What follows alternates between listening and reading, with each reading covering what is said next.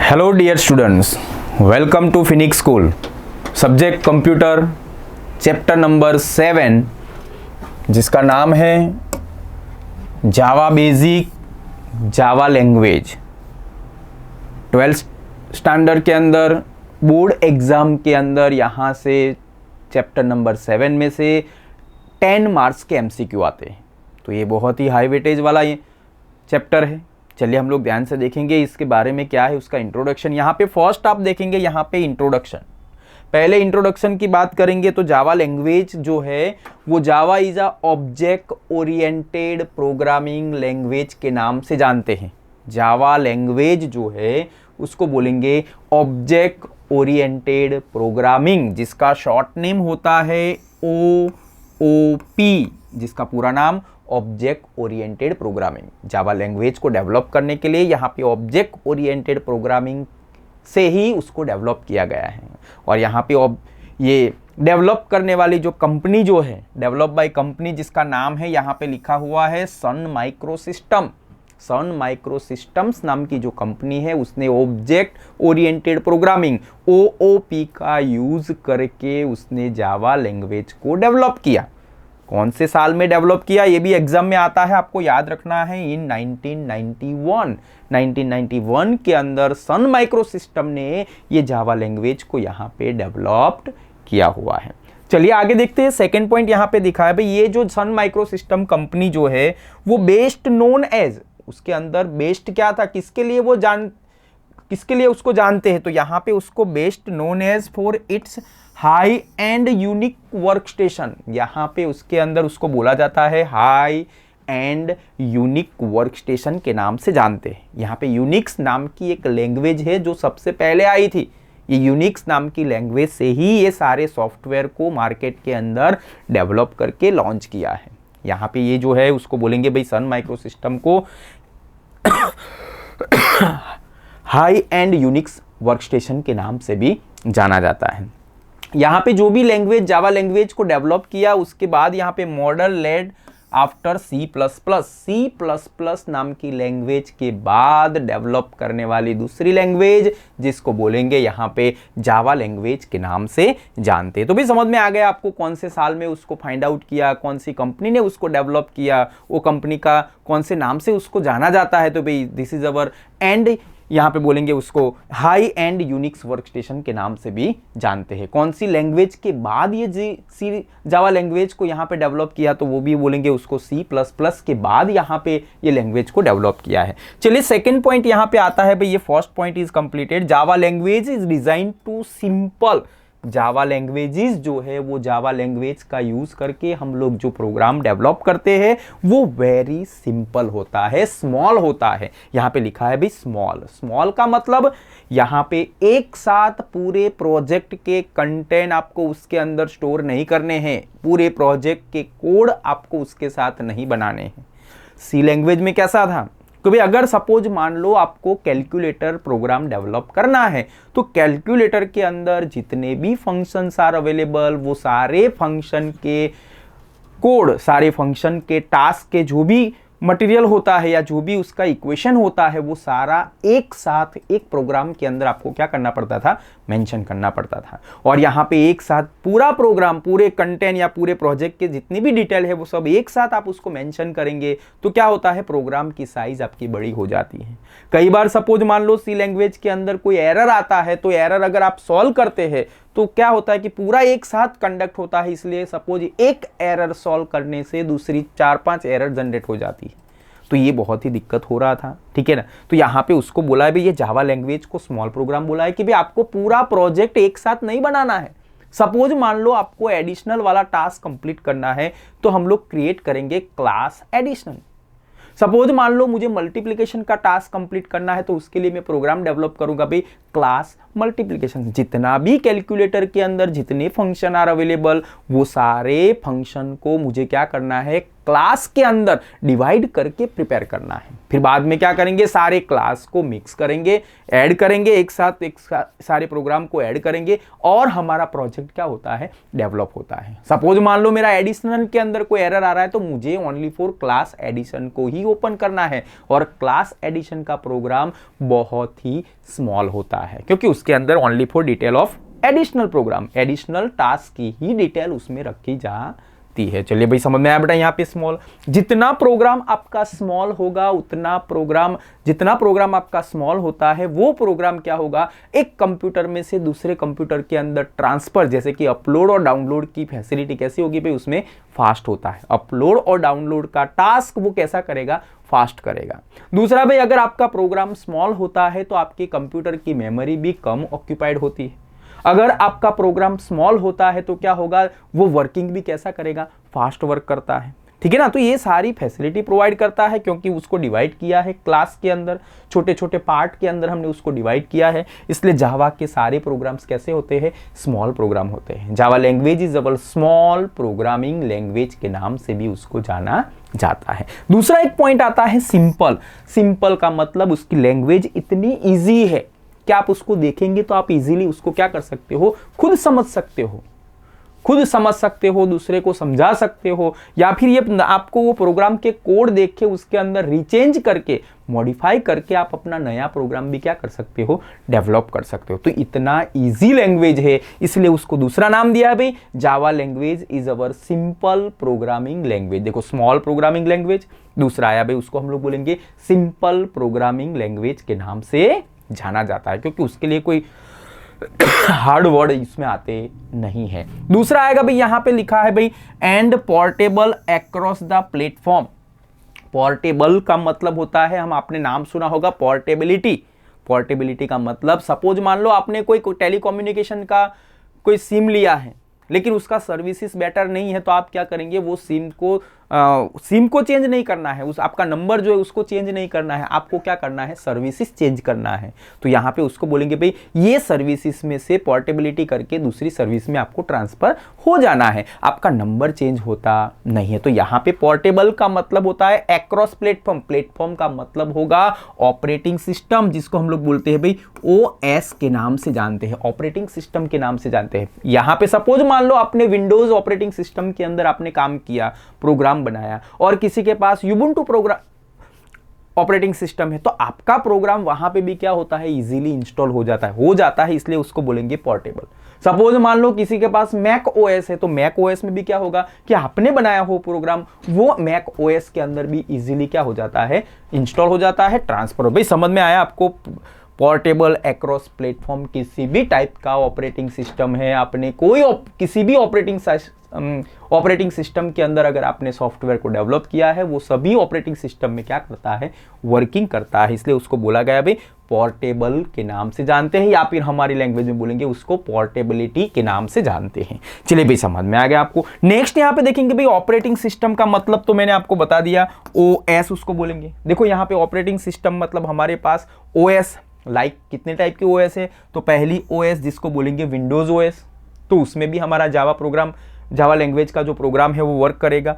Linux, यूबुंटू Linux ऐसा भी हम लोग बोलेंगे, तो ये भी हमारे पास ओपन सोर्स नाम की ऑपरेटिंग सिस्टम है, तो उसके अंदर भी इजीली पोर्टेबल हो जाता है। थर्ड आएगा मैक OS। मैक OS जो है उसमें भी क्या होता है, हमारा प्रोग्राम इजीली इंस्टॉल होता है, फास्ट वर्किंग करता है, और ये जो भी वर्किंग होगा वो कैसा होता है भाई, एफिशिएंट होता है। And support wide range of the hardware device. यहाँ पे आपके पास किसी भी टाइप का हार्डवेयर हो, वो सभी हार्डवेयर के अंदर वो क्या करता है, उसके अंदर इजीली पोर्टेबल हो जाता है, उसके अंदर इजीली इंस्टॉल हो जाता है। लगभग पूरे वर्ल्ड के अंदर जितने भी इलेक्ट्रॉनिक डिवाइस है, तो मोस्ट ऑफली वो सभी इलेक्ट्रॉनिक डिवाइस के अंदर जनरली आपको क्या बोला जाता है भाई, ये जावा लैंग्वेज को ही उसमें इंस्टॉल किया जाता है, इसलिए उसको बोला जाता है जनरल पर्पस प्रोग्रामिंग लैंग्वेज। हर जगह पे, हर इलेक्ट्रॉनिक डिवाइस के अंदर, हर हार्डवेयर के अंदर उसका यूज होता है, इसलिए उसको जनरल पर्पस प्रोग्रामिंग लैंग्वेज के नाम से भी उसको जाना जाता है। तो भाई समझ में आ गया बेटा।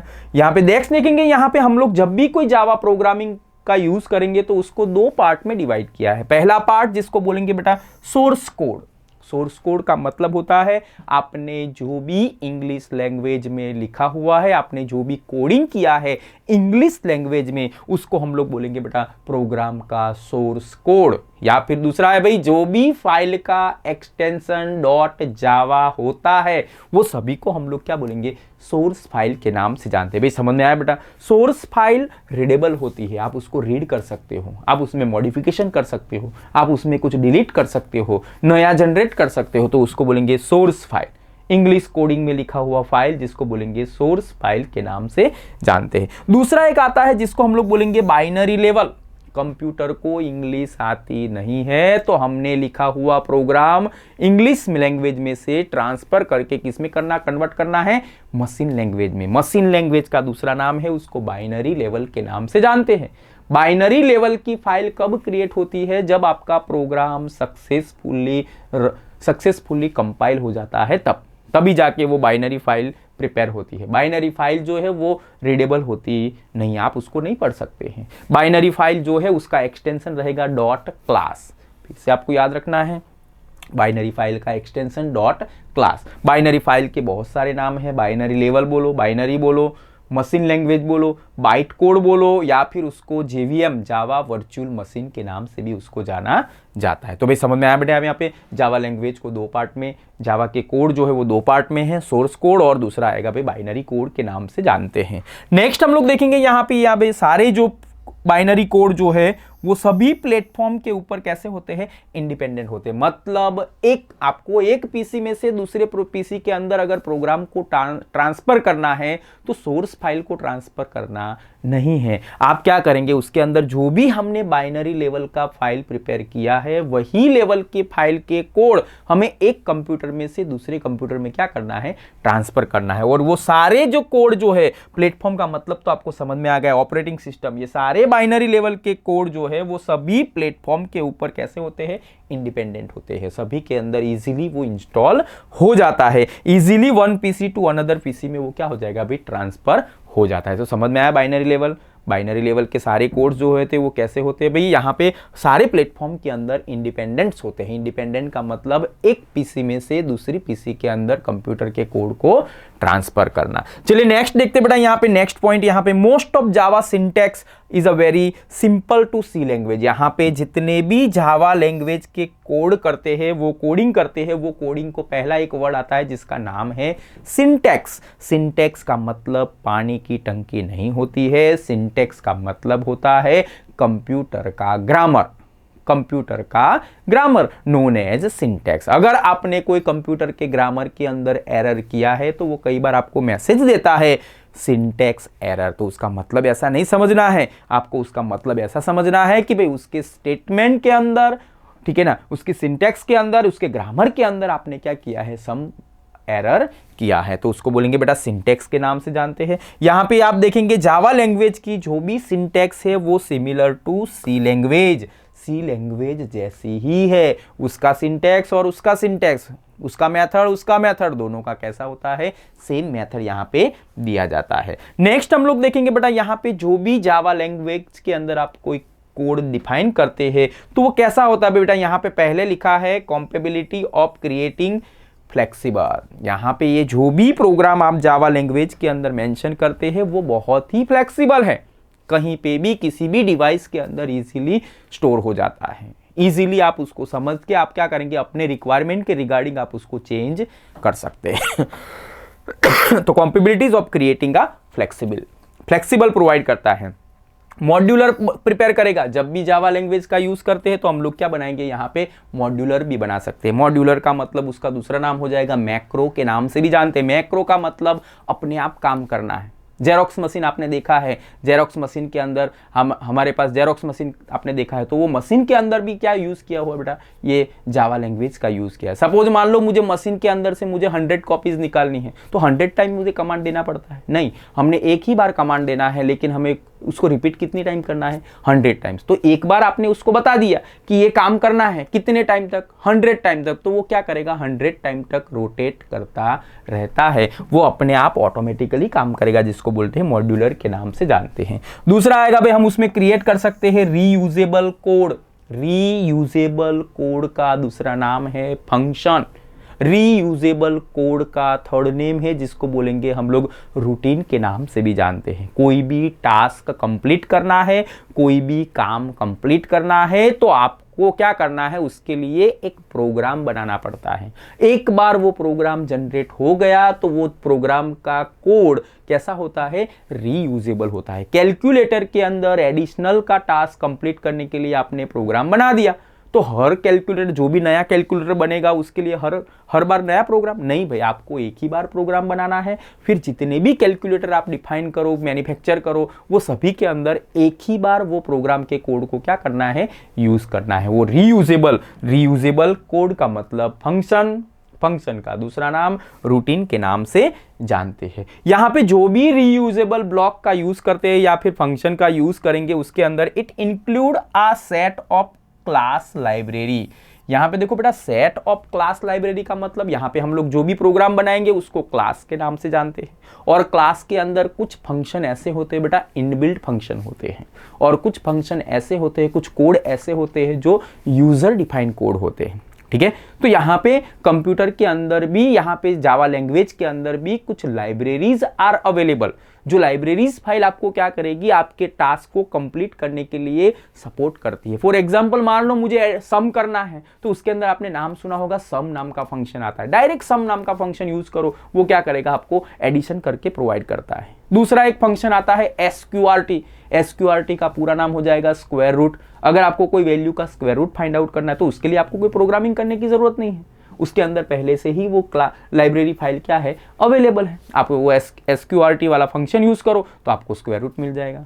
एवरेज फाइंड आउट करना है तो एवरेज वाला फंक्शन आपको बनाने की जरूरत नहीं है, उसके अंदर पहले से ही इनबिल्ट है। मिनिमम वाला फंक्शन इनबिल्ट, मैक्सिमम वाला फंक्शन इनबिल्ट, काउंट वाला फंक्शन इनबिल्ट, ऐसे बहुत सारे फंक्शन पहले से ही जावा लैंग्वेज के अंदर इंस्टॉलेड है, जिसको बोलेंगे लाइब्रेरीज फाइल के नाम से जानते हैं। तो समझ में आया बेटा, लाइब्रेरी फाइल का दूसरा नाम है, उसको हेडिंग फाइल के नाम से भी जाना जाता है। ठीक है, तो यहां पे देखो हमारे पास बहुत सारी library file are available, heading files available, जो आपको प्रोवाइड करता है पहला प्रोवाइडेशन, जिसको बोलेंगे बेटा डेटा टाइप के नाम से जानते हैं। भाई डेटा टाइप मींस व्हाट, आप अपने जावा लैंग्वेज के अंदर कौन से टाइप का डेटा एंटर करना चाहते हो वो डिफाइन करते हैं आप, और वो डिक्लेयर कौन करता है भाई, लाइब्रेरी फाइल। कौन से टाइप का डेटा टाइप का फंक्शन क्या है, तो भाई डेटा टाइप का फंक्शन आपको ये प्रोवाइड करेगा कि भाई आपने जो डेटा कंप्यूटर के अंदर स्टोर करवाते हो वो कितना मेमोरी ऑक्यूपाइड करता है, वो डेटा टाइप डिफाइन करता है। दूसरा, आप जो डेटा स्टोर करवाते हो वो डेटा का मिनिमम एंड मैक्सिमम रेंज कितना है, तो वो डेटा टाइप डिफाइन करता है। थर्ड आएगा भाई, अगर आपको दो वैल्यू का कैलकुलेशन करना है तो वो कैलकुलेशन करने के लिए कौन से डेटा टाइप का ही यूज करना पड़ेगा, वो भी कौन बताता है, डेटा टाइप बताता है। तो याद रखना है बेटा डेटा टाइप।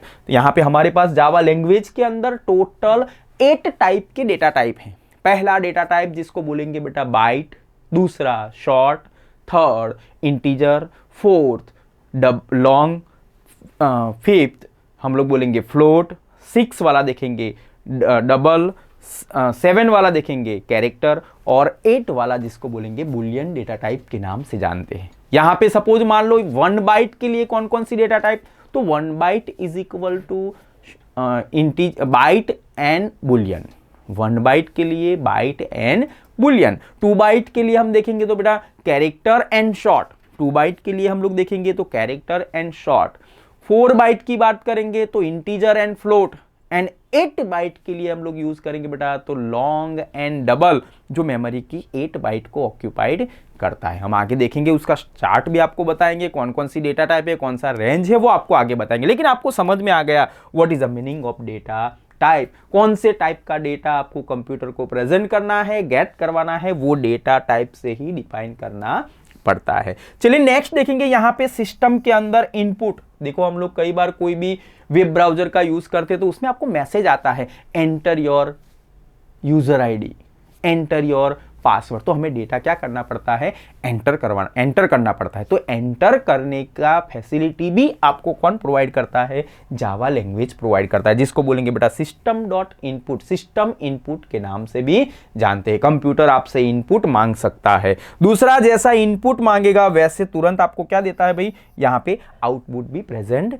करता है। ठीक है ना, यहाँ पे इनपुट भी दे सकते हैं, आउटपुट भी दे सकते हैं, कॉम्पेबिलिटीज एंड अदर यूटिलिटीज फंक्शन और दूसरे बहुत सारे फंक्शन आर अवेलेबल है, जिसका यूज करके आप पर्टिकुलर इलेक्ट्रॉनिक डिवाइस को कॉन्फ़िगर कर सकते हैं और वो डिवाइस को वर्किंग कंडीशन के अंदर क्या कर सकते हो बेटा, ला सकते हो। तो ये सारे फंक्शन जो है वो इनबिल्ट के नाम से जानते हैं। चलिए नेक्स्ट हम लोग देखेंगे आगे, आप देख सकते हैं यहाँ पे, तो ये समझ में आ गया। दूसरा यहाँ पे हमारे पास नेक्स्ट पॉइंट आता है, these basic class are part of Java development kit, जिसको बोलेंगे जेडीके के नाम से जानते हैं। जेडीके जग्गा डाकू, JDK that means Java development kit.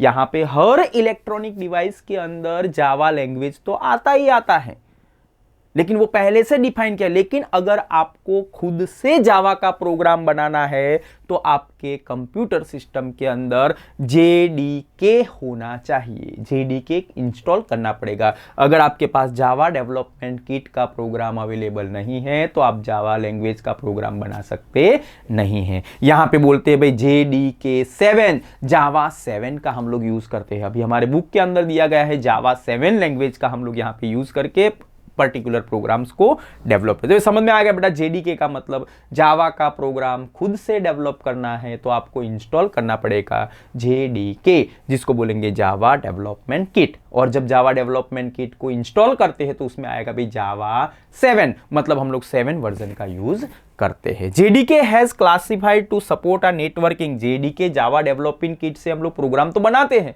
लेकिन किसको सपोर्ट करेंगे, तो पहला सपोर्ट आता है भी नेटवर्किंग को सपोर्ट करता है। अगर आपको कोई नेटवर्किंग का काम करना है, एक कंप्यूटर को दूसरे कंप्यूटर के साथ कनेक्ट करना है, तो वो नेटवर्किंग का जो भी प्रोग्राम होता है वो नेटवर्किंग को भी क्या करता है, सपोर्ट करता है। दूसरा आएगा भाई common interpreter. Common interpreter, interpreter protocols यहां पे लिखा है। इंटरप्रीटर का मतलब दूसरा होता है ट्रांसलेटर के नाम से भी जानते हैं।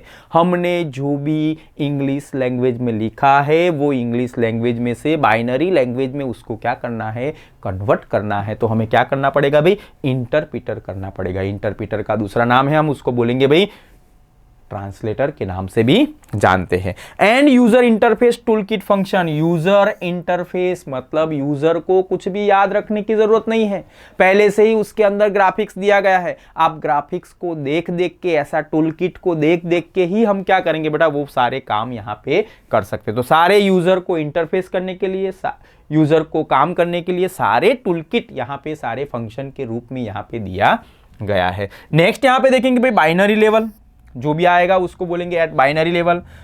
प्लेटफॉर्म इंडिपेंडेंस, बाइनरी लेवल जो है उसको हम लोग क्या बोलते हैं, प्लेटफॉर्म इंडिपेंडेंस के नाम से भी जानते हैं। ठीक है ना, ये possible due to byte code interpreter के नाम से जानते हैं। जो भी हम लोग मशीन लैंग्वेज के अंदर, बाइनरी लेवल के अंदर, या फिर यहाँ पे जो भी मशीन लैंग्वेज का जो भी कोड है उसका दूसरा नाम है बाइट कोड, इंटरप्रीटर के नाम से भी जानते हैं। देखो फिर से मैं बोल रहा हूँ, कभी इंग्लिश में से मशीन में ट्रांसफर हुआ तो transfer into binary, binary also known as machine language, machine language also known as byte code, और बाइट कोड को हम लोग क्या बोलेंगे, जेवीएम के नाम से भी जाना जाता है, जावा वर्चुअल मशीन के नाम से जानते हैं। नेक्स्ट वाला पॉइंट हम लोग देखेंगे प्रोग्राम रिटर्न इन जावा। प्रोग्राम जो भी हम लोग जावा के अंदर लिखते हैं वो इंग्लिश लैंग्वेज में लिखेंगे, और कंप्यूटर के अंदर हम लोग क्या करेंगे, उसको कंपाइल करना है। कंपाइल करेंगे तो वो किस में ट्रांसफर हो जाता है, मशीन लैंग्वेज के अंदर ट्रांसफर हो जाता है, बाइट कोड के अंदर ट्रांसफर हो जाता है, बाइनरी लैंग्वेज के अंदर ट्रांसफर हो जाता है। तो भाई यहाँ पे इंटरप्रीटर और कंपाइलर का दोनों का काम सेम है, दोनों का दूसरा नाम है ट्रांसलेटर के नाम से भी जाना जाता है। दोनों में डिफरेंस क्या है, इंटरप्रीटर जो है वो लाइन बाय लाइन प्रोग्राम को ट्रांसलेट करता है, लेकिन कंपाइलर क्या करेगा, कंपाइल जो है वो कंपाइलर क्या करता है, पूरे एक साथ पूरे प्रोग्राम को इंग्लिश लैंग्वेज में से मशीन लैंग्वेज में क्या करता है, ट्रांसफर करता है। Interpreter line by line, compile, एक साथ पूरे प्रोग्राम को वो क्या करेगा भाई, ट्रांसफर करता है, ठीक है ना। तो उसको बोलेंगे मशीन लैंग्वेज के नाम से भी जानते हैं। यहाँ पे ये जो भी मशीन लैंग्वेज के अंदर ट्रांसफर होता है ऐसा कुछ रियली में होता नहीं है। फॉर एग्जाम्पल मान लो, मैं आपको एक एग्जाम्पल देता हूँ, आपके पास स्मार्ट मोबाइल फोन है, आपने जैसे भी स्मार्टफोन के अंदर आपने देखा होगा भाई उसके साथ कीपैड का हार्डवेयर उसके साथ अटैच होता नहीं है, लेकिन जैसे आपने व्हाट्सएप को ओपन किया, जैसे आपने मैसेज टाइप करने के लिए जैसे क्लिक किया, ऑटोमेटिकली क्या होता है, कीपैड वहां से ऑन हो जाता है। आपके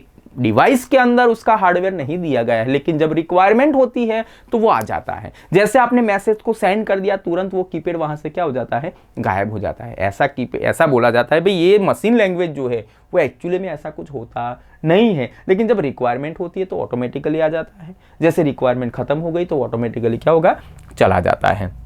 और ऐसा जो है उसको हम लोग बोलते हैं बेटा वर्चुअल कंप्यूटर के नाम से जानते हैं। वर्चुअल के नाम से जाने, क्या बोलेंगे उसको, वर्चुअल कंप्यूटर। और virtual computer also known as JVM के नाम से भी जानते हैं, जिसको बोलेंगे जावा वर्चुअल मशीन के नाम से भी जानते हैं। भाई समझ में आएगा बाइट कोड का मतलब, बाइट कोड जैसा मशीन लैंग्वेज जैसा कोई कोड अवेलेबल होता नहीं, रियली में कोई होता नहीं है, लेकिन जब आप उसको रन कर जब आपको काम होता है तो वो ऑटोमेटिकली आता है, जैसा आपका काम खत्म हो गया वो ऑटोमेटिकली चला जाता है, इसलिए उसको वर्चुअल के नाम से जानते हैं। और virtual also known as JVM के नाम से जानते हैं, जावा वर्चुअल मशीन के नाम से जानेंगे। नेक्स्ट हम लोग देखेंगे बेटा, यहाँ पे देखो आगे आप देख सकते हो, यहाँ पे this is called byte code. यहाँ पे उसको क्या बोलेंगे, जेवीएम का दूसरा नाम क्या है, बाइट कोड के नाम से भी जानते हैं, या फिर उसको बोलेंगे बाइनरी फाइल के नाम से जानेंगे, जिसका एक्सटेंशन ऑलवेज क्लास होता है, जिसका एक्सटेंशन ऑलवेज क्या होता है, क्लास होता है। चलिए यहाँ पे देखेंगे, यहाँ पे जो भी बाइट कोड आर अवेलेबल उसका एक डिसएडवांटेज है,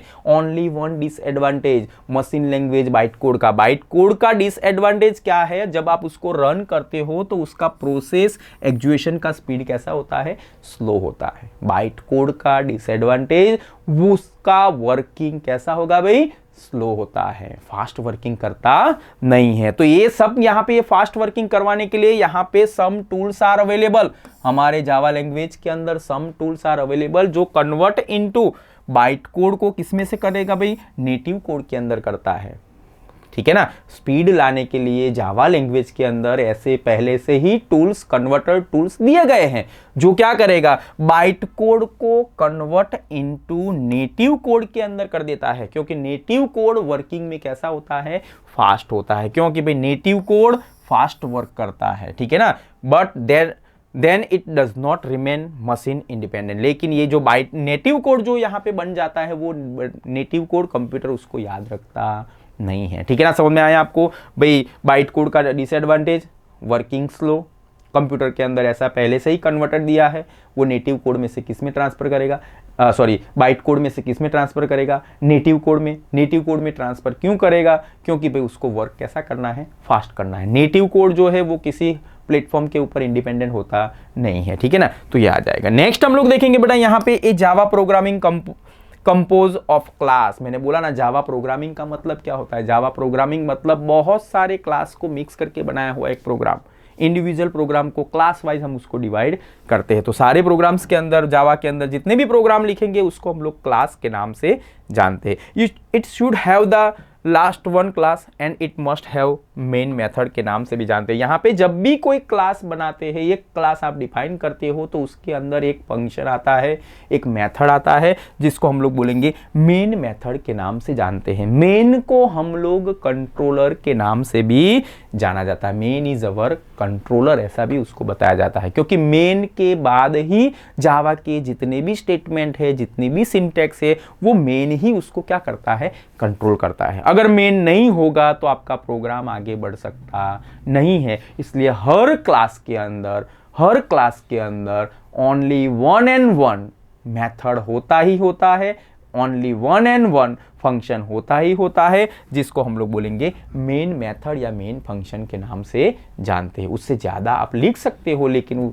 वन एंड वन एक तो होना ही चाहिए। चलिए देखते हैं हम लोग यहाँ पे कैसे हमारा ये जावा लैंग्वेज जो है वो कैसे वर्क करता है। यहाँ पे देखेंगे आपके पास देखो एक फ्लो चार्ट जैसा कुछ दिया हुआ है, ठीक है ना। ये यहाँ वाला जो ऑप्शन दिया है भाई कैसे प्रोग्राम को डेवलप करना है।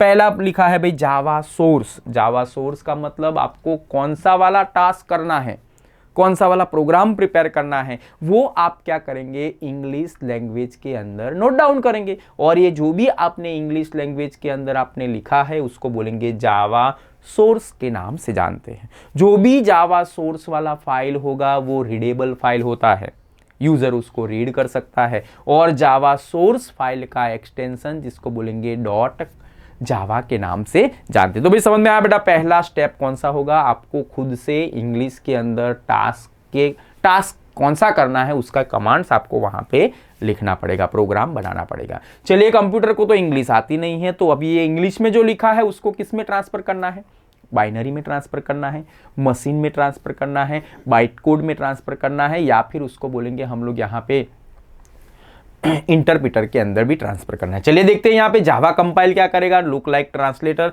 इंग्लिश में से जो भी कोड है वो सब कोड को किस में ट्रांसफर करेगा भी, जावा बाइट कोड के अंदर। तो थर्ड पॉइंट कौन सा आएगा, जावा बाइट कोड। जावा बाइट कोड को हमें करने के बाद हम लोग क्या करेंगे, ये लिनक्स ऑपरेटिंग सिस्टम के अंदर भी इंस्टॉल कर सकते हैं। यहाँ पे विंडोज ऑपरेटिंग सिस्टम दिया है तो वहाँ पे भी हम लोग यहाँ पे उसको इंस्टॉल कर सकते हैं। और हमारे पास मैक ओएस वाला ऑपरेटिंग सिस्टम है तो आप उसको भी उसके अंदर भी इसको क्या कर सकते हैं, इंस्टॉल कर सकते हैं। तो आपको याद रखना है, पहला स्टेप सोर्स, दूसरा स्टेप कंपाइल, थर्ड स्टेप जावा बाइट कोड। और ये बाइट कोड को आप किसी भी ऑपरेटिंग सिस्टम के अंदर इजीली आप वहां पे उसको इंस्टॉल कर सकते हैं। तो ये हुआ बेटा कंपाइलेशन, ठीक है ना। ये हमारा सोर्स कोड का प्रोग्रामिंग, यहाँ पे जावा प्रोग्रामिंग कैसे वर्क करता है उसका फ्लो चार्ट है। दूसरा यहाँ पे देखेंगे ये कंपाइलेशन कैसे करता है। तो पहला आया भाई जावा सोर्स फाइल, तो आप सबको पता है जावा सोर्स फाइल का मतलब मैंने आगे ही बता दिया, लेकिन उसका एक्सटेंशन क्या रहेगा बेटा, डॉट जावा। तो आपको ध्यान रखना है जावा सोर्स के बाद दूसरा नेक्स्ट पॉइंट आएगा जिसको बोलते हैं जावा कंपाइल।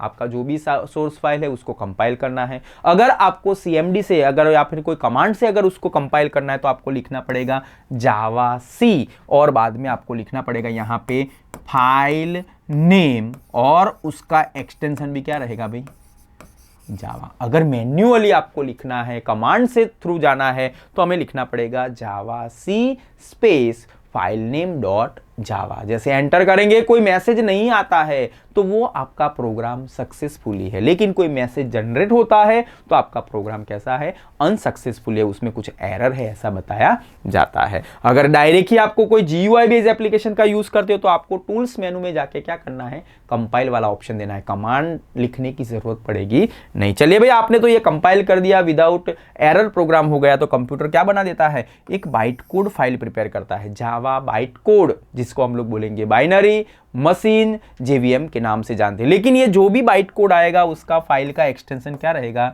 स्टार डॉट क्लास नाम का फाइल यहाँ पे रहता है। ये जो भी डॉट क्लास वाला फाइल है उसको हम लोग क्या बोलेंगे, JVM, जिसको बोलेंगे जावा interpreter code, Java virtual code के नाम से भी जाना जाता है। तो ये हुआ हमारा कंपाइलेशन के नाम से जानते हैं। आगे देखेंगे हम लोग, चलो नेक्स्ट स्लाइड। जो पे ये समझ में आ गया बेटा आपको कैसे वर्क करना है, कैसा प्रोग्राम का स्ट्रक्चर होता है, ठीक है ना, कैसा कंपाइलेशन होता है, तो वो आपको ध्यान रखना है। चलिए नेक्स्ट हम लोग देखेंगे, यहाँ पे आप देख सकते हो सेकेंड स्लाइड, जिसका नाम है हमारे पास यहाँ पे दिया है भाई कमेंट्स, ठीक है ना। कमेंट्स का मतलब होता है यहाँ पे प्रोग्राम का हेडिंग, प्रोग्राम का टाइटल, प्रोग्राम का लेबल। कोई भी प्रोग्राम डेवलप करेंगे तो अनदर यूजर को पता होना चाहिए कि ये प्रोग्राम किसके रिगार्डिंग डेवलप किया है। तो हम लोग क्या करते हैं, उसके ऊपर टाइटल लगाते हैं, और ये टाइटल जो भी मेंशन करेंगे, लेबल जो भी मेंशन करते हैं, उसको कमेंट के नाम से जानते हैं। Comment in program for human reader only. यहाँ पे कमेंट का यूज जो है वो ह्यूमन को रीड करने के लिए ही फैसिलिटी प्रोवाइड करता है, ह्यूमन रीडर के लिए ही कमेंट प्रोवाइड किया गया है। अगर ह्यूमन रीड नहीं करेगा तो उसको पता नहीं चलता है कि ये प्रोग्राम किसके रिगार्डिंग बना है। तो आपको एग्जाम में भी आता है, आपको याद रखना है, ह्यूमन रीडर्स के लिए ओनली फॉर क्या यूज होता है, कमेंट होता है। Comment are entirely ignore by the computer. Computer क्या करेगा, आपने जो भी कमेंट लिखा है वो कमेंट को जब आप कंपाइल करते हो तो कंपाइल टाइम टोटली ये कमेंट को क्या करता है, इग्नोर करता है, उसको कभी भी मशीन में से इंग्लिश में ट्रांसफर करता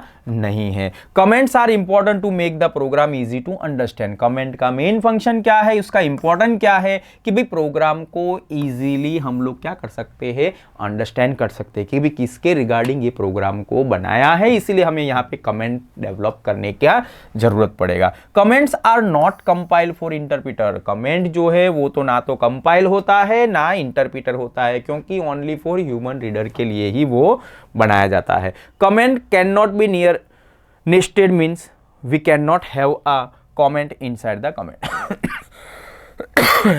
ठीक है, कमेंट के अंदर दूसरा कमेंट कभी भी हम लोग लिख सकते नहीं है। चलिए हम लोग देखेंगे यहां पे हमारे पास टोटल 3 टाइप की comments are available.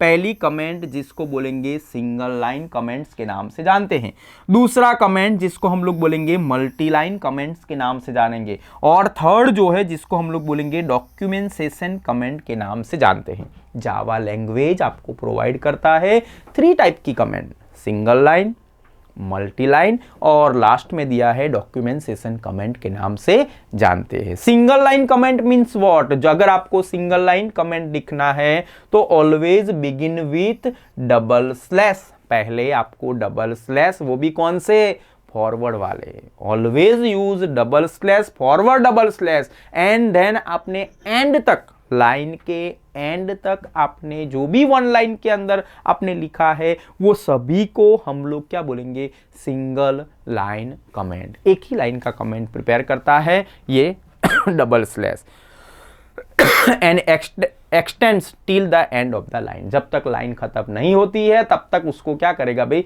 Single line comment के अंदर ही उसको ट्रीट किया जाता है। तो समझ में आया सिंगल लाइन कमेंट कैसे डेवलप करना है। 2 बार forward slash, 2 times forward slash known as single line comment के नाम से जानते हैं। दूसरा आएगा भाई multi line comments, begin always slash star और एंड करना है स्टार स्लैश। जो भी कमेंट स्लैश स्टार और स्टार स्लैश के बिटवीन आपने मेंशन किया है वो सभी कमेंट को हम लोग बोलेंगे मल्टी कमेंट के नाम से जानते हैं। मल्टी लाइन कमेंट्स के नाम से भी उसको जाना जाता है। This is use to have a more than one line as a comment. आप क्या कर सकते हो बेटा, उसके अंदर एक या एक से ज्यादा लाइन का कमेंट आप उसमें डेवलप कर सकते हो, ठीक है ना। तो मल्टी लाइन कमेंट्स का मतलब भी आपको समझ में आ गया, कौन सा सिंबल यूज करेंगे, बोर्ड एग्जाम में आता है, आपको ध्यान रखना है। थर्ड आएगा डॉक्यूमेंटेशन कमेंट्स। डॉक्यूमेंटेशन कमेंट्स जो है उसको बिगिन स्टार्ट करना है स्लैश डबल स्टार, और आपका कमेंट खत्म हो जाता है तो स्लैश स्टार स्लैश से उसको बंद कर देना है। देखो फिर से मैं बोल रहा हूं, डॉक्यूमेंटेशन कमेंट का बिगिन होता है स्लैश डबल स्टार, एंड हो जाता है स्टार स्लैश, ठीक है ना। They are use to create a API documentation के नाम से भी जानते हैं, उसका दूसरा नाम है API documentation from the code. API का पूरा नाम हो जाएगा, देखो यहां पे लिखा है एप्लीकेशन प्रोग्राम इंटरफेस के नाम से जानते हैं। एपीआई का पूरा नाम application program interface. These are the special command that are used to a Java document system। अगर आपको जावा के अंदर कोई डॉक्यूमेंट वाला डॉक्यूमेंटेशन पैराग्राफ जैसा कमेंट अगर आपको मेंशन करना है तो ये आपको स्पेशल फैसिलिटी प्रोवाइड की गई है। सिंगल लाइन तो है ही, मल्टी लाइन भी है, लेकिन कोई बोलेगा नहीं सर हमें तो पूरा पैराग्राफ जैसा डॉक्यूमेंट जैसा कमेंट अगर आपको डेवलप करना है तो हम लोग यहाँ पे यूज करेंगे डॉक्यूमेंटेशन कमेंट, या फिर उसका दूसरा नाम है एपीआई डॉक्यूमेंटेशन के नाम से भी जानते हैं। एपीआई का पूरा नाम एप्लीकेशन प्रोग्राम इंटरफेस के नाम से जानते हैं। ओके भाई, तो यहाँ पे ये हमारा हुआ कमेंट वाला ऑप्शन। आगे नेक्स्ट लेक्चर के अंदर फिर मैं आपको बताऊंगा, जब नेक्स्ट लेक्चर में आएंगे तब। चलिए okay, thank you very much.